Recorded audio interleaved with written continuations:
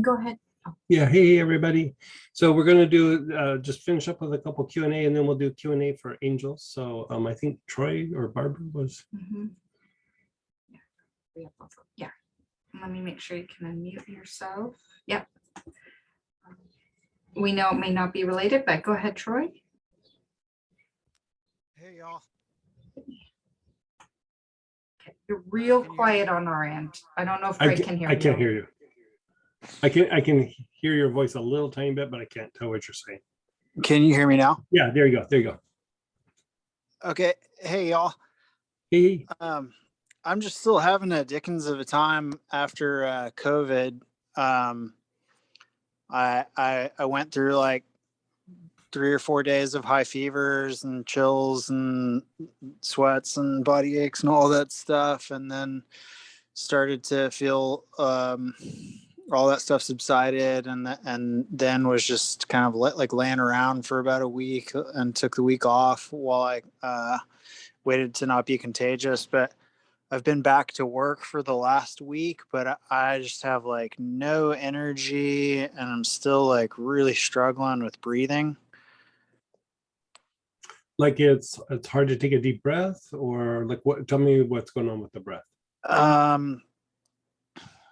Yeah, it's hard to take like a normal breath. There like frequently I'll feel like I have to like manually breathe. I'll like notice like I start to feel like a little lightheaded, and then I'm like, oh, I don't think I've been breathing for the last minute or two. And then for several minutes I'll feel like I have to like very consciously, like intentionally breathe, take like, a concerted effort to breathe.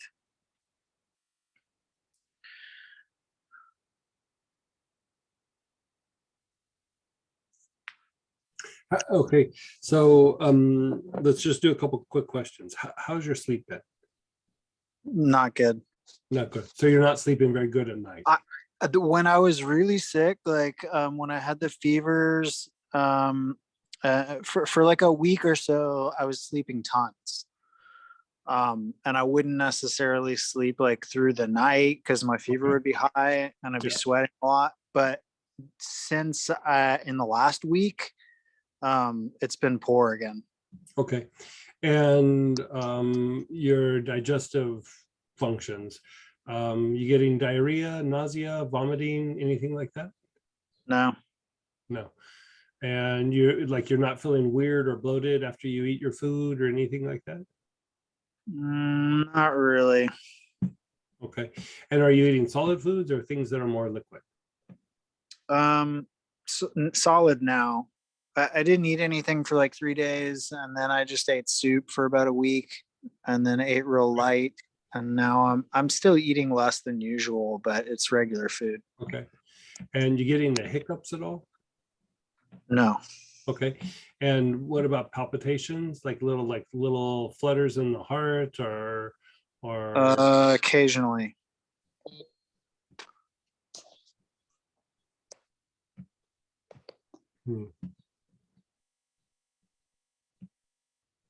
And tell me, what have you been doing treatment wise? Like what are you doing to like address like the fatigue and things? Just so I know where we're at. Like I've just been trying to take her easy, rest like and things every like chance I get.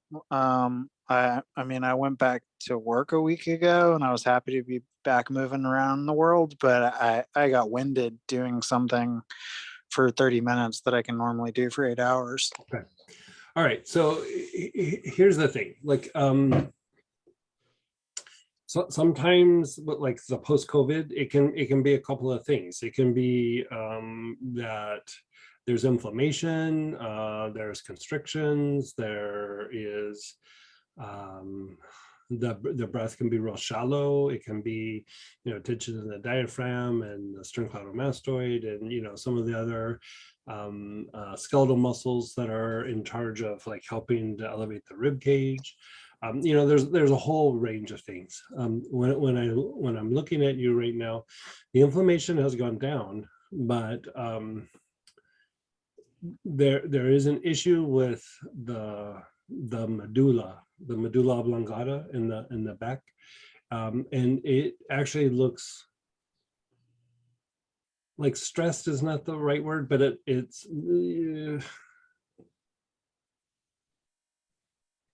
I don't really know the word. We'll just say stress, right? Like it looks a little bit more stress than it did like when we looked at this last time.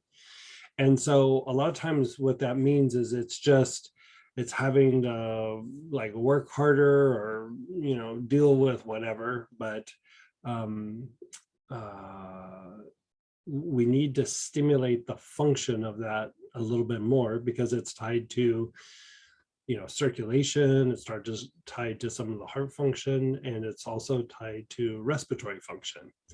And I think you're having a little bit of an issue with respiratory function there. And so what I'd like you to do is multiple times a day, I want you to do like 15, I say 15, more like 25 long, slow, deep breaths with hyssop. I want you to put hyssop on your wrists, like probably 4 or 5 drops, and even take a few drops and put it in like around the base of the skull area, you know, which is like right where that little indentation is right where the medulla kind of sort of is. And so let's have you do that.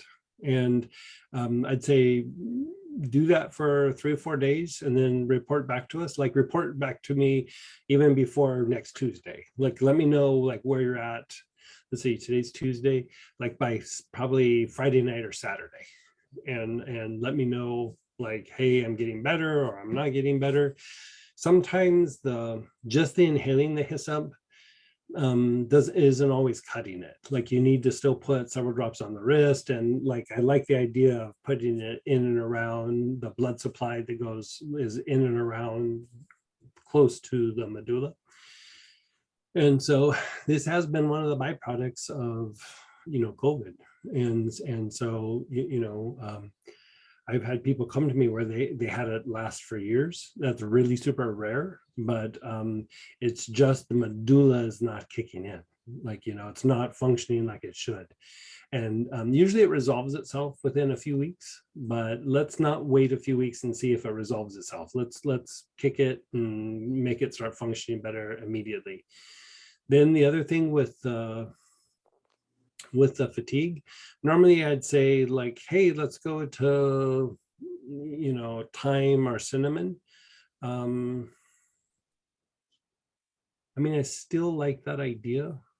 You know, both also help stimulate respiratory movement. So they don't really stimulate the medulla, but they do stimulate like the functions of the medulla. But if you were gonna, I would say let's not do cinnamon because I think it would be a little much for you. Like I would say like a soft form of thyme, like a linalool. Like a lot of times in the old days, I used to make this thing that it was thyme linalool and what was it? Thyme linalool with Ravensara and just a hint of oregano. And when I was using that, I was actually using it to treat whiplash patients because it wouldn't happen right off the bat. But what would happen, you know, like 4 to 6 weeks after the accident is they would start having fatigue, they would start having breathing issues. And I would give them this blend, and the thyme linalool is really soft and gentle. Ravensara is good, like an environmental, like strengthening, nothing super specific, but just strengthening to the overall body. And it does increase energy levels somewhat, increases and improves immune function and your body's ability to fight off viruses and bacteria and things like that. And then the oregano, I mean, it helps, but just a hint of it. Like too much oregano can start like causing some burning sensation down by the belly button area. Like it can be a little too strong sometimes. So it just needs to be like a hint. Any version of that, I think, could be helpful. And so you could do thyme linalool, thuyonol, Geranol, Benchmark, you know, any of those would work. If you have Ravensara, you could even blend them together and the thyme and the Ravansara, just do them equal parts and then shake it up and put a few drops in water and then do it daily. That should probably help. So the hyssop, and then a soft form of thyme, or thyme and Ravansara together.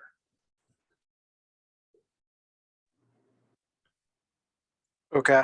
Yeah. If you start having gut issues, though, bring it to my attention. It just means we got to flush some things out of your gut. I mean, it doesn't mean like anything horrible is happening. It's just sometimes you just start correcting problems. And when these issues happen, sometimes eventually you can have like gut issues, or you can start having like a little bit of numbness and tingling down in like the thighs. They go all the way even down to the feet sometimes. It's usually a little bit more of like the outer part of the thigh.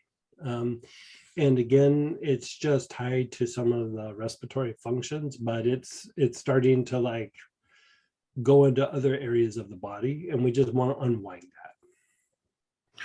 I haven't noticed the digestion, but there's a lot of sensation and tension in the diaphragm, like right at my solar plexus. Yeah. The hyssop should do that as well. Like the hyssop. And so when I say hyssop, like for the diaphragm, you can use hyssop decumbens, but for the hyssop, for the medulla, it needs to be just good old fashioned hyssop. Got like the decumbens doesn't have the chemical makeup to treat the medulla the way regular hyssop does. And that means Croatian. Yeah, Croatian, Bulgarian, Spanish, something like that. Okay. Yeah. And not Solomon's hyssop, like just Bulgarian, Croatian, Spanish. Okay. Yeah. Thank you so much. And then after 3 or 4 days, get back to me. Maybe Send us an email. Top of the morning, Saturday in class. Yeah, perfect. Okay. Thanks so much. You're so welcome. And if for some reason it takes a turn for the worse, let me know. Okay, will do. Thank you. Okay, you're so welcome. And go ahead, Barbara. Hey, Miss Barbara. Hey there. Tremendous class this weekend. I think it was still rolling out till about mid-morning today. Yeah. It's like I'm laughing because it's like it's a doozy. Yeah. Yes, indeed. I am realizing that I don't have a clear distinction between transmutation and transformation, and I'm guessing you could probably help clarify that for me. Yeah, transmutation is I mean, you're splitting hairs kind of, and sometimes they get used like interchangeably, but transmutation is like the active process of you have a few different areas where you're transmuting something. So transmutation could be like the sex, heart, throat, crown. That's one type of transmutation where you're taking a lower energy and you're moving it up. So the other one would be the Mingmen, back, heart, and crown, right? And then another one would be basic, solar, ajna, and then crown. So it's moving from the lower centers up to the higher centers. Another type of transmutation is when, if you think about what we were just saying, like it's energy going from the lower centers and going up, right? And so another form of transmutation is when the upper center, like say your ajna, has a corresponding like lower component, right? So for the ajna, it would be the basic, right? So for a what for the normal person walking around the street, the basic is kind of more in charge than the ajna, right? And then the sex chakra is more in charge than the throat, right? And then the navel is tied to your lower nature more than the upper centers. It's the thing that's in charge of regulating the lower nature. And so it's a lot of times more in charge than the heart, right? And so for the higher nature to be regulating the lower nature, the heart is regulating the navel. the ajna is regulating the basic, and the throat is regulating the sex chakra. So, and then the crown is regulating the heart, right? And so even that is a kind of transmutation, right? Then when that is in play for a while, then the person is transformed, right? Like when the centers and the upper centers are starting to regulate the lower centers, or when the energy from the sex chakra moves all the way up to the crown, and the energy from the lower centers through the Ming Men shoots up and goes up to the crown. And then the energy from the basic for the will aspects goes from the solar plexus up to the ajna and to the crown. As that happens and becomes like more of a pattern, then that person is transformed. But how they're transformed is through transmutation. Does that make sense? I think so. Yes. Yeah. Thank you. Like think of it like this. Transformation is the byproduct of transmutation. Okay. If you do enough transmutation, then you're transformed at some point. You become something different, or you start having more activity, like moving in a more evolutionary process rather than a de-evolutionary process. So one is a little bit more of a process and the other one One's is. the process and one is kind of like so- the end result. Okay. Yeah. Thank you so much. Yeah.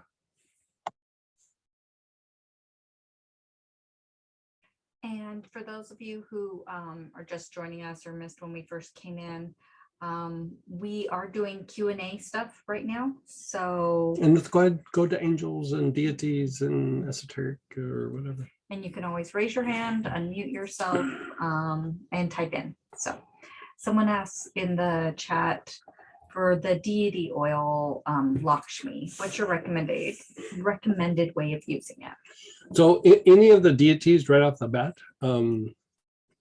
I'll share this with Samantha and she can post it, but this would be the same for all of them. And I'll explain why once I share that over. So give me just a second here.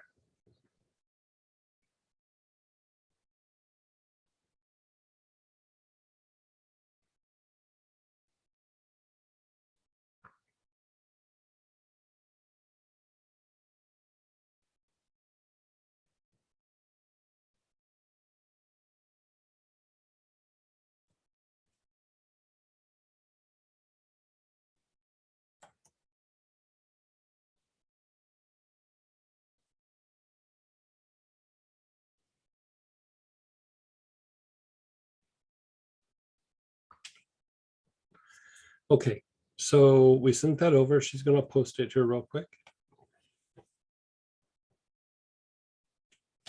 And as soon as we get that posted, let me know, and then I'll explain what the pieces are.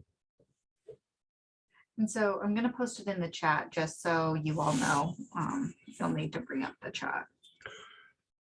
Okay. Okay, so they can see it.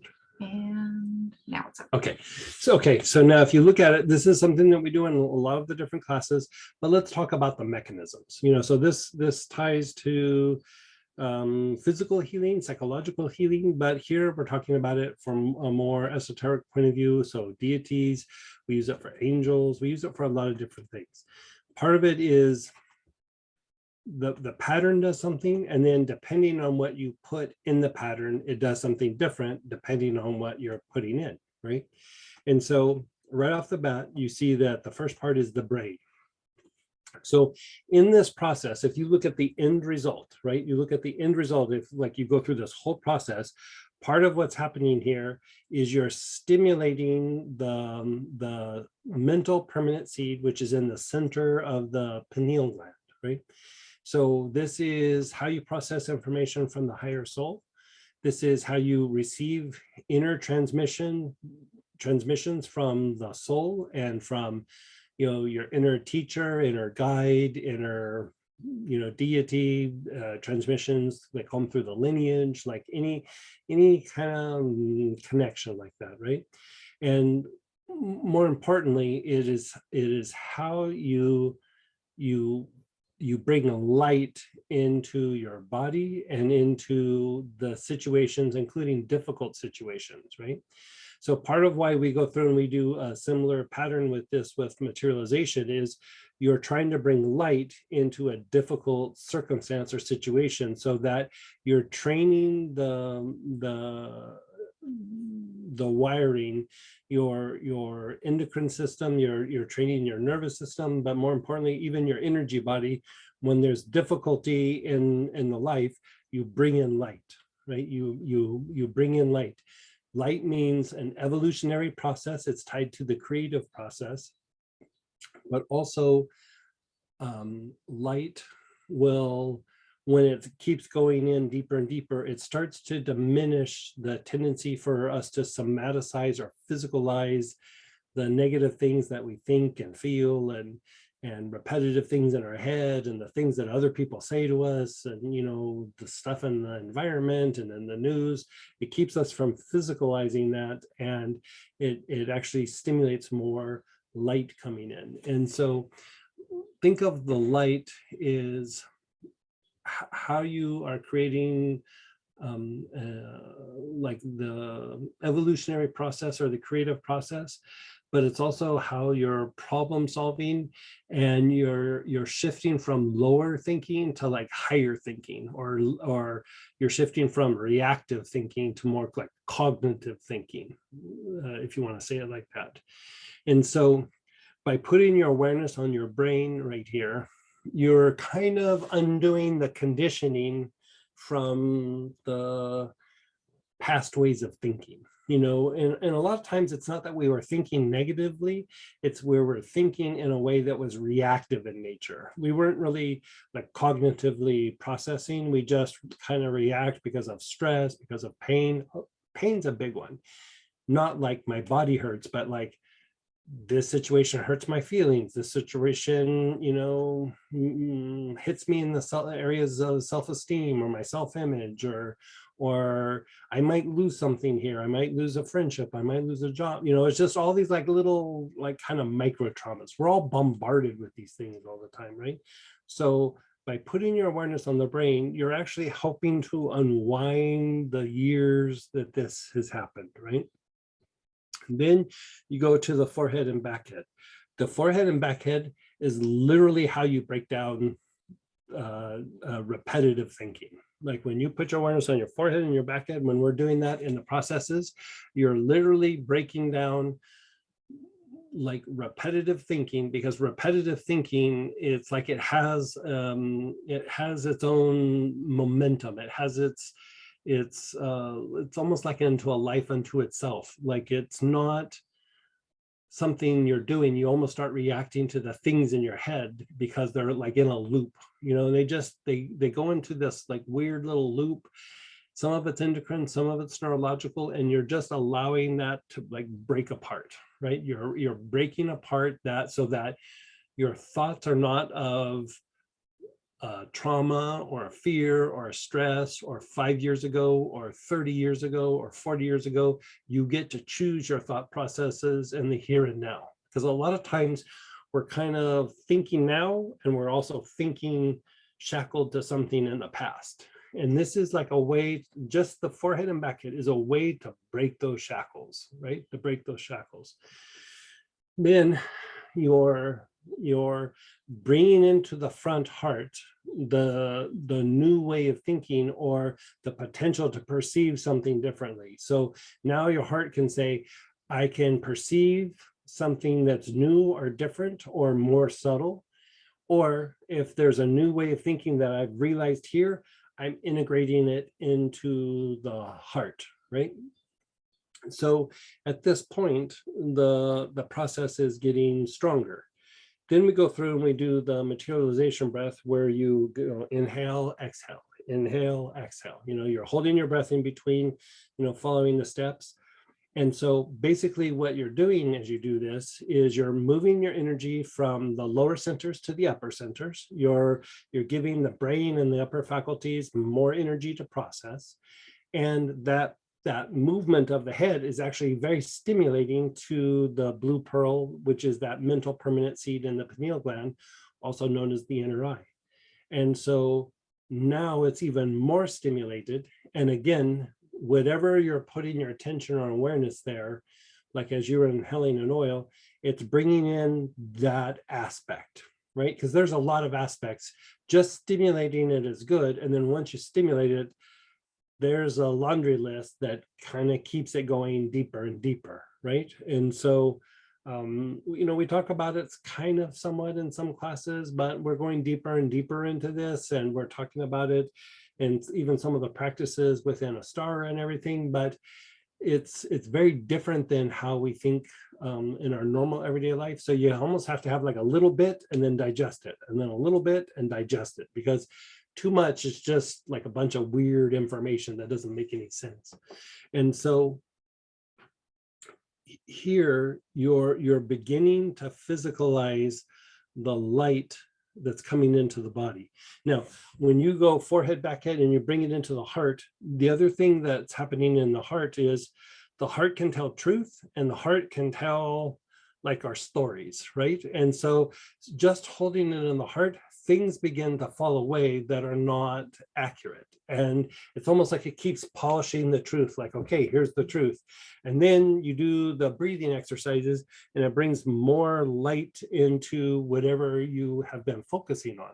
And so here with any of the deity oils, you're bringing in an energy that is associated with that being. And that being usually is representing some aspect of developing of the soul. They each have their own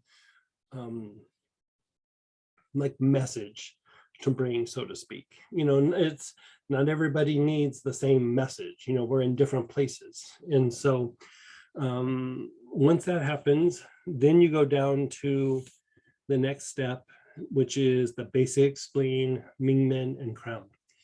Here, basically what you're doing is you're transmuting things that have already been put in motion through unconscious thinking. You're transmuting some of the things in the unconscious, and things that you were unconsciously physicalizing, which are usually like negative things, like things that are just like hurt feelings, not feeling sure of yourself, like the things that would impact your self-image and things like this. A lot of times they'll physicalize into the form, or they get transmuted. And so a lot of times with these unconscious things, they have the tendency to be more physicalized than transmuted. So you're actively here transmuting those things so that you have the potential to shift your unconscious ways of thinking. And so from the Mingmen, it shoots it up to the crown, which the crown will break down the mental ways of thinking, and then even raise it up to the incarnated soul as like, I've learned this lesson, or it helps bring in the divine energy to flush something out of your system. The crown kind of decides what to do there, you could say, right? And then the last little piece where you go to the temples, you're hitting your prefrontal cortex, where it's tied to like these executive functions of like basically how you take action in the world. And it's also hitting the hypothalamus, which allows you to reboot how your endocrine system and your nervous system function with each other. And for a lot of our mental processing and thinking, it is the endocrine system passing through the nervous system, right? There's a way of communicating that is via the hypothalamus. And so this whole process, when you do it with an angel or a deity, you're bringing in like you could say the message of that deity, and you're running it through that process. And the energy of those deities and the angels, you could say, is pure energy with consciousness. It's not so much, the plants kind of help you to be more conductive to that deity, and then the energy of the deity starts flowing through. And so then you kind of get the message. You don't get the message like you would read it in a book, but you get like the imagery and the energy to like imprint it on your physiology, your energy body, your emotions, your mind, and then eventually you kind of get it. You know, because the idea of like, the idea of enlightenment is that, oh, we have to reach this place, or we have to reach this stage of development, or we have to bring something in, or we have to attain something, we have to go up to something higher. It's literally the ability to let go of certain things. That's it. That's all it is. The more you let it go, the more you break the patterns that cause you suffering. The more you let it go, the more you break the patterns that cause fear. The more you let it go, the more the mind is transformed. And when the mind is transformed, the energy of the mind and the soul mix very, very easily. And so it's more about bringing light into the form so that at some point you just slowly start letting go of these attachments. Are not the right word. It's like this kind of clinginess to certain things, if that makes sense.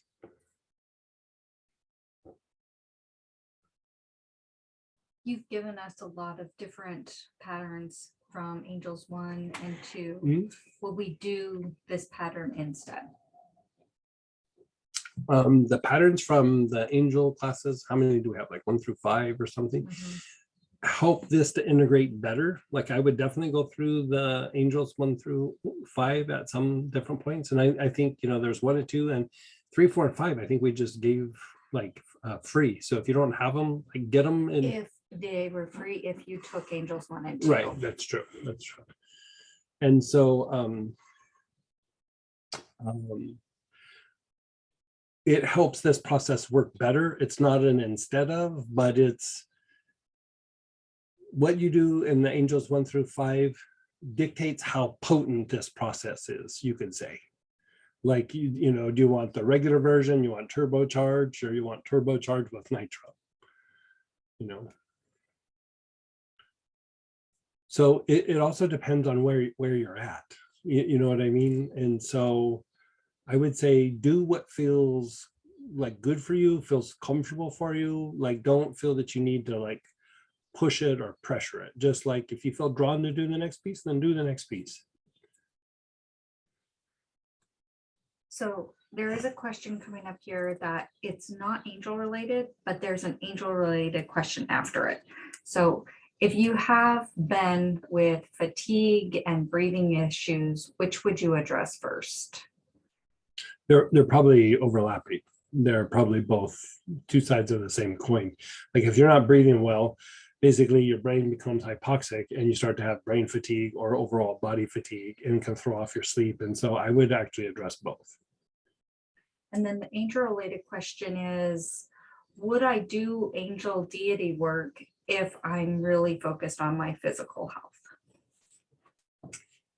Is there an issue with like what issue are you dealing with? Let's do it like that. Breathing issue. Breathing issue. And has it been long term or is it short term? Long term.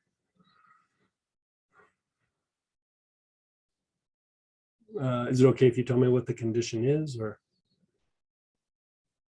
Just bronchial spasms. you could do both, but I would tackle those bronchial spasms, to be honest with you. I think quality of life. Here's the thing with bronchial spasms is bronchial spasms, they can happen for a lot of different reasons, but one of the big primary reasons is pain. Physical pain, like feelings hurt, psychological pain, difficulty in the workplace, you know, pains like social pains, you know, like not fitting in a particular situation. I know you could still call that psychological, but it's like, think of it more of like a social pain. And so all of those things, the sharper it is, the the more it hurts, the more it will cause the bronchial spasms. Now, bronchial spasms can be allergies, it could be other things as well. And so, you know, if you feel that it's physical in nature, quercetin reduces the histamine response. And you would take like 2 or 3 capsules a couple of times a day, even up to 3 times a day. And then sometimes I also put people on cordyceps, which is a type of mushroom that you would get from the health food store. So both of those are from the health food store. And then I would use something like hyssop or something. But I would definitely go after the bronchial spasms. You know, that blend bronchials is specifically for the bronchial spasms. But, you know, if you're surrounded by people who there is like a lot of aggression towards everybody, you know, there's also like a kind of a psychic attack component to it, you know. It depends. Like if you're not responding to the treatment of just unwinding the bronchioles, and remember there's the pursed lip breathing, right? I think we have that posted on one of the YouTube sites. And so on the YouTube site, just go and it's probably under pursed lip breathing, right? think so. Yeah. If not, And it so will. you can just watch the little short video, and it's, you don't even have to use oils for that. You can just sit and do the pursed lip breathing. All of that should be helpful, but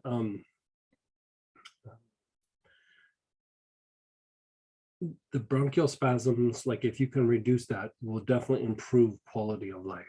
Like I would shoot for that. It will also reduce pain and tension in the body, and it will also reduce the excited sensory nerves. It will calm all that down.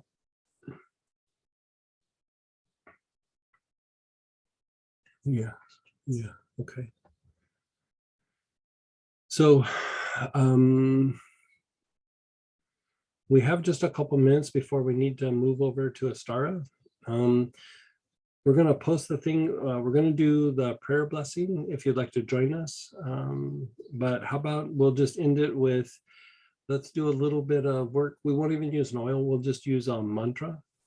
And, you know, we talked about awareness on the brain, cleaning up some of the things from the past. How about we do a little bit of that right now with just mantra? I'll chant it. Your job is just to keep your awareness on the brain, and then we'll just drift off. And if you want to join us, join us. It's a little short 10-15 minute thing. And if not, just let yourself drift off and have a mellow night. So keep your eyes closed.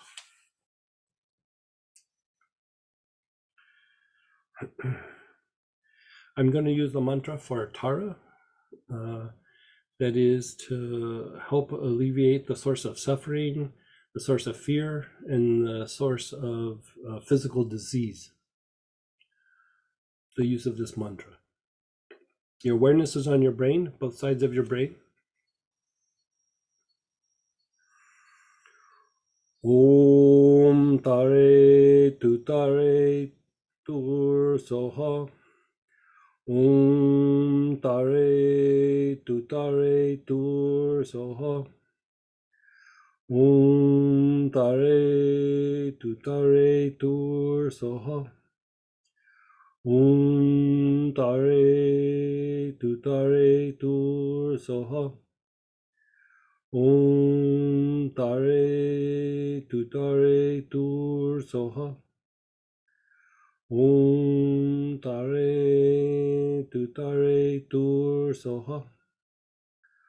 Om Tare Tur Soha. Om Tare Tur Soha. Om Tare Tur Soha. Om Tare Tur Soha. Om Tare Tur Soha. Om Tare Tur Soha. Om Mani Padme Hum, Om Mani Padme Hum, Om Mani Padme Hum, Om Mani Padme Hum, Om Mani Padme Hum, Om Mani Padme Hum, Om Mani Padme Hum, Om Mani Padme Hum, Om Mani Padme Hum, Om Mani Padme Hum, Om Tare Tur Soha. Om Tare Tur Soha. Om Tare Tur Soha. Om Tare Tur Soha. Om Tare Tur Soha. Om Tare Tur Soha. Om Tare Tur Soha. Om Tare Tur Soha.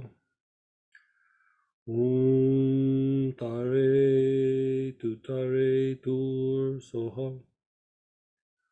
Om Tare Tur Soha. Om Tare Tur Soha. Om Shri Mahakala Hum Fa. Om Shri Mahakala Hum Fa. Om Shri Mahakala Hum Fa. Om Tare Tur Soha.